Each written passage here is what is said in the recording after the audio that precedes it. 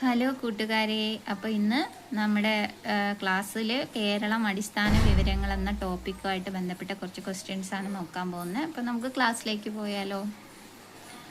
Indian ഉപഭൂഖണ്ഡത്തിൽ കേരളത്തിൻ്റെ സ്ഥാനം ഇന്ത്യയുടെ തെക്ക് പടിഞ്ഞാറ്. ഇന്ത്യൻ ഉപഭൂഖണ്ഡത്തിൽ കേരളത്തിൻ്റെ സ്ഥാനം ഇന്ത്യയുടെ തെക്ക് പടിഞ്ഞാറ്. കേരളത്തിൻ്റെ അക്ഷാംശ സ്ഥാനം 8 ഡിഗ്രി 17 മിനിറ്റ് 30 സെക്കൻഡ് വടക്ക് മുതൽ 12 ഡിഗ്രി 47 മിനിറ്റ് 40 സെക്കൻഡ് വടക്ക് വരെയാണ്. വിസ്തീർണത്തിൽ സംസ്ഥാനങ്ങൾക്കിടയിൽ കേരളത്തിൻ്റെ സ്ഥാനം 21. വിസ്തീർണത്തിലെ സംസ്ഥാനങ്ങൾക്കിടയിൽ കേരളത്തിൻ്റെ സ്ഥാനം 21.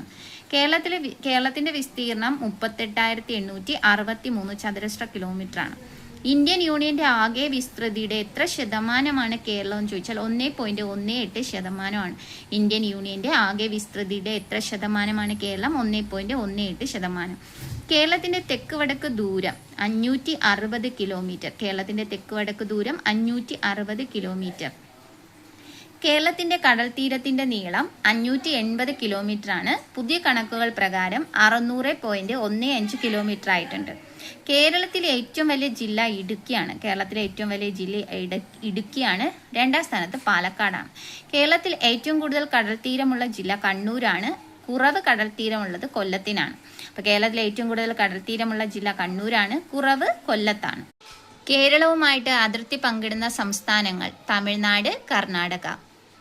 ഇനി കേരളത്തിന്റെ തെക്ക് ഭാഗത്ത് തമിഴ്നാടാണ്. കേരളത്തിന്റെ അതിർത്തികളാണ്. കേരളത്തിന്റെ തെക്ക് ഭാഗത്ത് തമിഴ്നാടാണ്. കേരളത്തിന്റെ തെക്ക് കിഴക്ക് ഭാഗത്തെന്ന് ചോദിച്ചാലും അത് തമിഴ്നാട് തന്നെയാണ്. ഇനി കേരളത്തിന്റെ കിഴക്ക് ഭാഗത്ത് പശ്ചിമഘട്ടം അല്ലെങ്കിൽ സഹ്യാദ്രിയാണ് ഉള്ളത്. പശ്ചിമഘട്ടം അല്ലെങ്കിൽ സഹ്യാദ്രിയാണ് കിഴക്ക് ഭാഗത്ത്. വടക്ക് കിഴക്ക് ഭാഗത്ത് ഏത് അതിർത്തിയാണെന്ന് ചോദിച്ചാൽ കർണാടകയാണ്. വടക്ക് കിഴക്ക് ഭാഗത്ത് അതിർത്തി പങ്കുവയ്ക്കുന്ന സംസ്ഥാനം ചോദിച്ചാൽ കർണാടകയാണ്. വടക്ക് ഭാഗത്ത് അതിർത്തി പങ്കുവയ്ക്കുന്ന സംസ്ഥാനം എന്ന് ചോദിച്ചാലും കർണാടകയാണ്. ഈ കേരളത്തിന്റെ പടിഞ്ഞാറ് ഭാഗത്ത് അതിർത്തി പങ്കിടുന്നത് അറബിക്കടലും മാഹിയാണ്. മാഹി എന്ന പുതുച്ചേരിയുടെ ഭാഗമായ മാഹിയും അറബിക്കടലുമാണ് പടിഞ്ഞാറ് ഭാഗത്ത് അതിർത്തി പങ്കുവയ്ക്കുന്നത്. അപ്പോൾ കേരളത്തിന്റെ അതിരുകൾ ഏതൊക്കെയാണ്? വടക്ക് കർണാടകയാണ്, തെക്ക് തമിഴ്നാടാണ്, പടിഞ്ഞാറ് അറബിക്കടൽ അല്ലെങ്കിൽ മാഹിയാണ്, കിഴക്ക് പശ്ചിമഘട്ടം അല്ലെങ്കിൽ സഹ്യാദ്രിയാണ് ഉള്ളത്.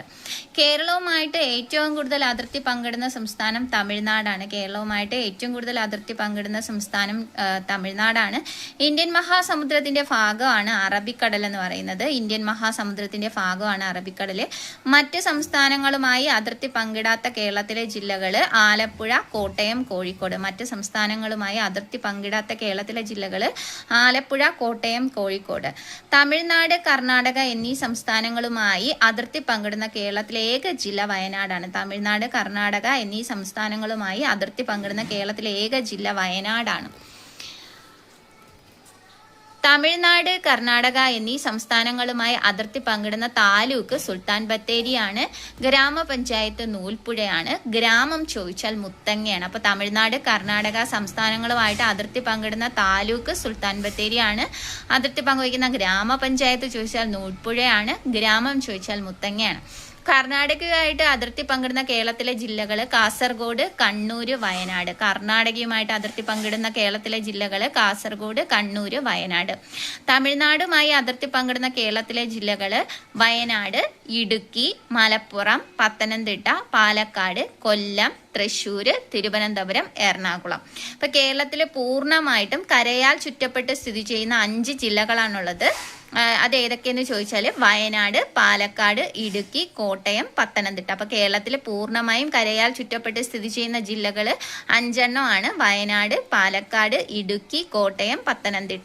സമുദ്രാതിർത്തി ഇല്ലാത്തതും മറ്റ് സംസ്ഥാനങ്ങളുമായി അതിർത്തി പങ്കിടാത്തതും കേരളത്തിലെ ജില്ലകളാൽ മാത്രം ചുറ്റപ്പെട്ടതുമായ ജില്ലയാണ് കോട്ടയം. സമുദ്രാതിർത്തി ഇല്ലാത്തതും മറ്റ് സംസ്ഥാനങ്ങളുമായിട്ട് അതിർത്തി പങ്കിടാത്തതും കേരളത്തിലെ ജില്ലകളാൽ മാത്രം ചുറ്റപ്പെട്ടതുമായ ജില്ലയാണ് കോട്ടയം. കേരളത്തിലെ ഒരു ജില്ലയുമായിട്ട് മാത്രം അതിർത്തി പങ്കിടുന്ന കേരളത്തിലെ ജില്ലകളാണ് തിരുവനന്തപുരവും കാസർഗോഡും. കേരളത്തിൽ സ്ഥിതി ചെയ്യുന്ന കേന്ദ്രഭരണ പ്രദേശത്തിന്റെ ഒരു ഭാഗമാണ് മാഹി, പുതുച്ചേരിയുടെ ഭാഗമാണ്. മാഹിയുടെ 3 വശത്ത് കണ്ണൂർ ജില്ലയും ഒരു വശത്ത് കോഴിക്കോട് കോഴിക്കോട് ജില്ലയും ചുറ്റപ്പെട്ട് കിടക്കുന്നു. കേരളത്തിലെ ഏറ്റവും കൂടുതൽ കാണപ്പെടുന്ന ഭൂപ്രകൃതി വിഭാഗമാണ് മലനാട്. കേരളത്തിലെ ഏറ്റവും കൂടുതൽ കാണുന്ന ഭൂപ്രകൃതി വിഭാഗം മലനാടാണ്. സഹ്യപർവ്വതം എന്നറിയപ്പെടുന്ന പർവ്വതനിര പശ്ചിമഘട്ടമാണ്. സഹ്യപർവ്വതം എന്നറിയപ്പെടുന്ന പർവ്വതനിര പശ്ചിമഘട്ടമാണ്. കേരളത്തിലെ ഏറ്റവും വലിയ കൊടുമുടിയാണ് ആനമുടി, ഇടുക്കിയിലാണ് സ്ഥിതി ചെയ്യുന്നത്. കേരളത്തിലെ ഏറ്റവും വലിയ കൊടുമുടിയാണ് ആനമുടി, ഇടുക്കിയിലാണ്.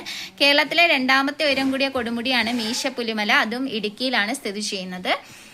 ആനമുടി സ്ഥിതി ചെയ്യുന്ന പഞ്ചായത്ത് മൂന്നാർ പഞ്ചായത്ത്, ദേവികുളം താലൂക്കിലാണ്. പശ്ചിമഘട്ടത്തിന്റെ തെക്കേ അറ്റത്ത് സ്ഥിതി ചെയ്യുന്ന മലനിര അഗസ്ത്യാർകൂടം. പശ്ചിമഘട്ടത്തിന്റെ തെക്കേ അറ്റത്ത് സ്ഥിതി ചെയ്യുന്ന മലനിര അഗസ്ത്യാർകൂടമാണ്.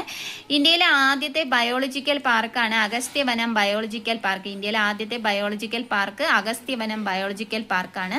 പശ്ചിമഘട്ടത്തിലെ ഏറ്റവും വലിയ ചുരമാണ് പാലക്കാട് ചുരം. പശ്ചിമഘട്ടത്തിലെ ഏറ്റവും വലിയ ചുരമാണ് പാലക്കാട് ചുരം. കേരളത്തിലെ ഏറ്റവും വലിയ ചുരമാണ് പാലക്കാട് ചുരം. കേരളത്തിലെ ഏറ്റവും വലിയ ചുരമാണ് പാലക്കാട് ചുരം. പാലക്കാട് ചുരത്തിലൂടെ ഒഴുകുന്ന നദിയാണ് ഭാരതപ്പുഴ. പാലക്കാട് ചുരത്തിലൂടെ ഒഴുകുന്ന നദിയാണ് ഭാരതപ്പുഴ.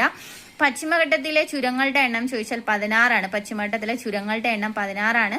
നാടുകാണി ചുരം സ്ഥിതി ചെയ്യുന്ന ജില്ല മലപ്പുറമാണ്. നാടുകാണി ചുരം സ്ഥിതി ചെയ്യുന്ന ജില്ല മലപ്പുറമാണ്. കേരളത്തിന്റെ തെക്ക് ഭാഗത്ത് സ്ഥിതി ചെയ്യുന്ന ചുരമാണ് പേരമ്പാടി ചുരം. കേരളത്തിന്റെ തെക്ക് ഭാഗത്ത് സ്ഥിതി ചെയ്യുന്ന ചുരമാണ് പേരമ്പാടി ചുരം. വയനാടിന്റെ പ്രവേശന കവാടം എന്നറിയപ്പെടുന്നത് താമരശ്ശേരി ചുരം അല്ലെങ്കിൽ വയനാട് ചുരമാണ്. താമരശ്ശേരി ചുരം നിർമ്മിക്കുന്നതിൽ ബ്രിട്ടീഷുകാരെ സഹായിച്ച ആദിവാസിയാണ് കരിന്തണ്ടൻ. കേരളത്തിലെ ഏറ്റവും വലിയ പീഠഭൂമിയാണ് വയനാട് പീഠഭൂമി. കേരളത്തിലെ ഏറ്റവും വലിയ പീഠഭൂമിയാണ് വയനാട് പീഠഭൂമി. പാലക്കാട് ചുരത്തിലൂടെ കടന്നു പോകുന്ന ദേശീയപാതയാണ് NH 544. പാലക്കാട് ചുരത്തിലൂടെ കടന്നു പോകുന്ന ദേശീയപാതയാണ് NH 544. കേരളത്തിന്റെ ആകെ വിസ്തൃതിയുടെ എത്ര ശതമാനമാണ് ഇടനാട്? 42%. കേരളത്തിന്റെ ആകെ വിസ്തൃതിയുടെ എത്ര ശതമാനമാണ് ഇടനാട്?